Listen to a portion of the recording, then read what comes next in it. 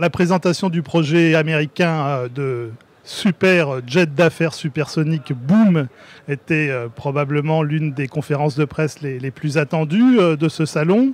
La petite start-up américaine a réussi à lever 33 millions de dollars, de quoi construire, assembler et tester un démonstrateur qui ne sera pas le modèle définitif de 55 sièges projeté par Boom. Le projet, rappelons-le, il est assez simple.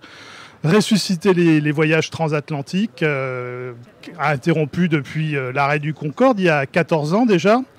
Il s'agirait donc de pouvoir relier Paris à New York en 3h30 au lieu de 7h. Des perspectives qui peuvent faire rêver, mais pour lesquelles il faudra quand même patienter, car même si le projet évolue au rythme prévu, ses fondateurs ne voient pas de premier vol commercial possible avant 2023.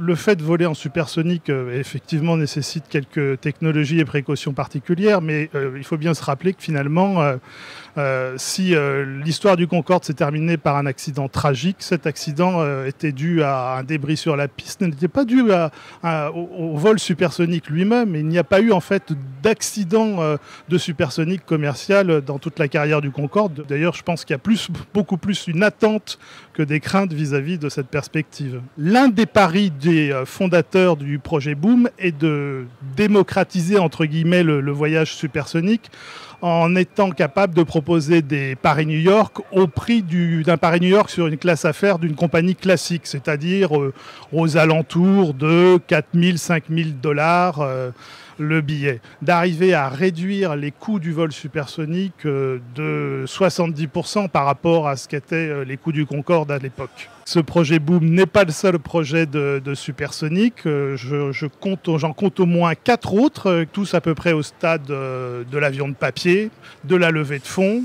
Leur principal problème commun est de trouver un motoriste qui accepte de développer une évolution des moteurs actuels, ce qui serait probablement la partie la plus coûteuse et la plus complexe du projet.